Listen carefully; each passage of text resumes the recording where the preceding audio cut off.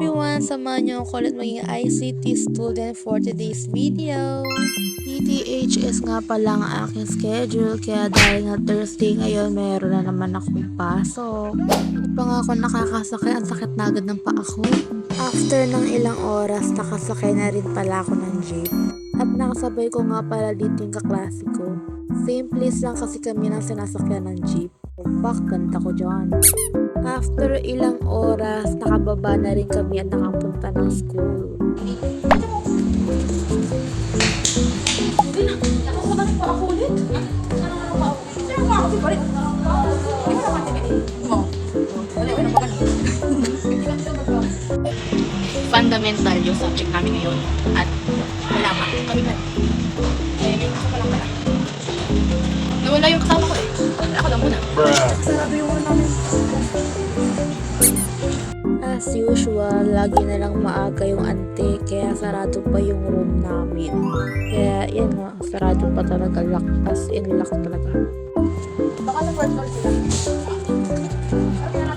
Nagtataka kami na kasama ko kung bakit kami dalawa pa lang. Kaya nag-decide kami dalawa kung umakyat muna ng third floor at baka makita yung mga classmate namin dun.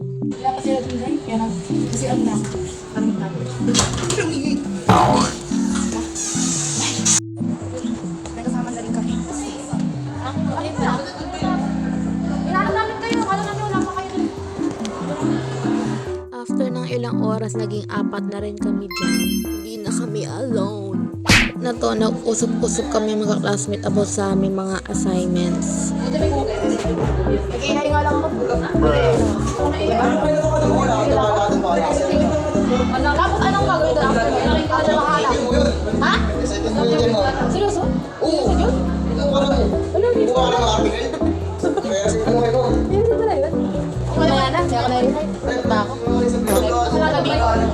Ang nakita ko pong balita is meron na pong bagong TikTok sa USA. Friend mo. Ano? Oo. Ito na bago ano. Oo, ba tayo? Ito yung ano ko. January 19. Habang di pa nag-i-start yung aming klase, nagmuni-muni nga muna ako nakipagdaldalan sa mga classmate ko dyan. Pinalala mo sa kanila yung pagbasa? Wala ako eh. Hindi na kasi ako sa sunet. Bigli lang. Sinend ko sa'yo. Bigli lang na akin eh. White bar lang. White. Sabi nila nagdilo pa bisulat. Hindi. Kami sa lane. Nakagulutan. Buti na mo. Alam mo pala. Alam mo pala? Hindi. Bigla nag-reflect sa ano sa utak. Nag-reflect ulit. Actually, wala talaga akong assignment kung hindi sa akin pinaalala ng very good boy na to. Sa mga oras na to, dumadami na nga kami. Kaya habang di pa nag-i-start, nakikipag-usap na ako sa mga kaibigan kong lalaki. Hindi na si Martin. Hindi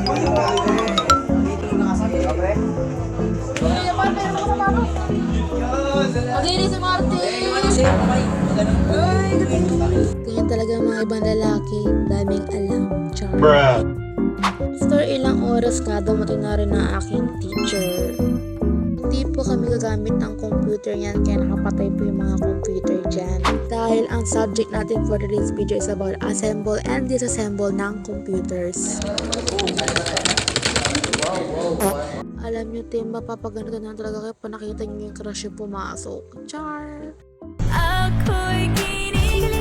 Dapat kasi pinilit mo. Pinag ko po. Tapos sinabi mo sa akin na, Yuriga, dito ka umuto. May nararamdaman na. Sinabi mo sa akin.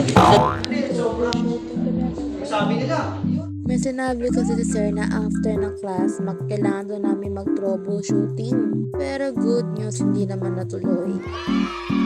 Ito nga pala ang aming lesson ngayon for today's video.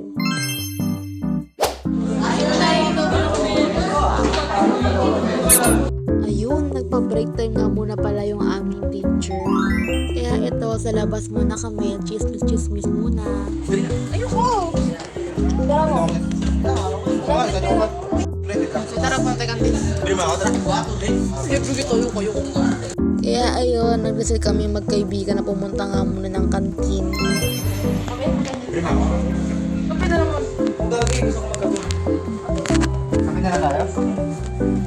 Ayan guys, nakapunta na rin kami ng kantin, kaya break time muna.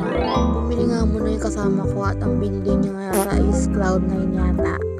Status nga lang pala yung aking bibilin dyan.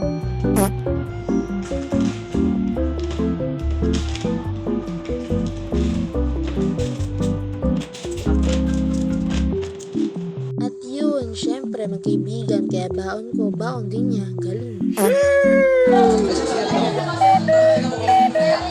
Habang nagbi-break time nga pala kami, yung mga ibang absent last week is nagpakaawa sa aming teacher na gawin ulit yung aming activity last week, which assemble and disassemble yung system unit. Kaya ilang oras start ulit kami ng lesson.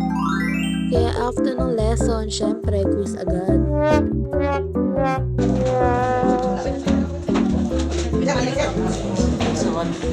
Habang ako sagot eh. What ko nila?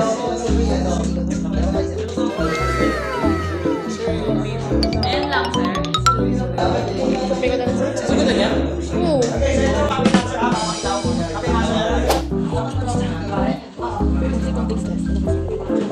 After ng ilang oras, natapos na rin kami kaya binabalik na yung mga upuan. Dito naman tayo sa aming second subject. Para sa aming second subject, need namin mag-check muna ng papel sa aming last activity last week.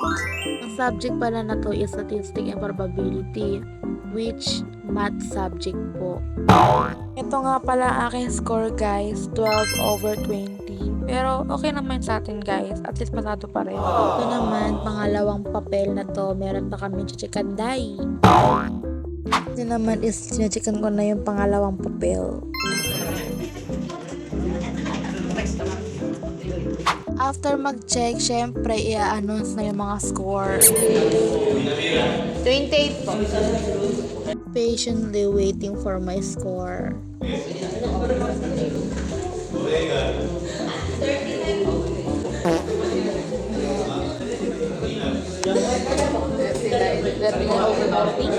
Naka 39/40 pa tayo, day. Isa na lang, perfect na tayo sana.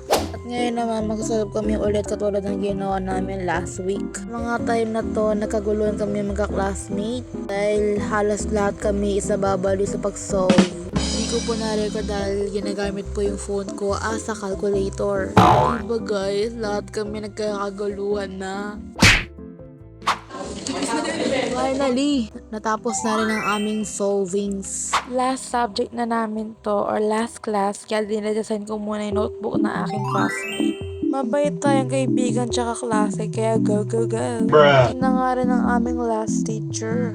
Grabe, after 5 hours, look fresh very tayo. Mga time na to, recitation nga muna tayo. Babalikan natin yung pinag-aaralan natin last week.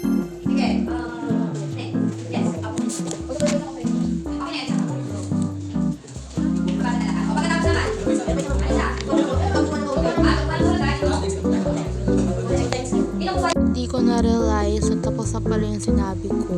Pero okay pa rin dahil binigyan pa rin tayo ng chips. After long discussion, nagpag-groupings nga sa amin si ma'am. Kaya ayan, tulong-tulong kami mga members kung ano ilalagay sa aming papel. Pero syempre guys, hindi naman maiiwasan na walang pabigat. Syempre may mga members dyan na nakaupo lang or mga nakatayo. At ayun nga, after ng ilang oras, natapos din namin. Pero di rin namin re-report, next week na daw. Kaya uwian agad. Siyempre uwian na, kaya nag-aabang muna kami ng jeep dyan. At guys, ito nga pala ang aking school. By the way, 3 subject nga lang pala kami bawat 3 araw ng pasok namin sa isang linggo. O diba ang saya? After maghintay ng jeep, nakasakay na rin ako ng jeep kaya pwede na makauwi. At ayun lang guys, thank you for watching. Bye bye!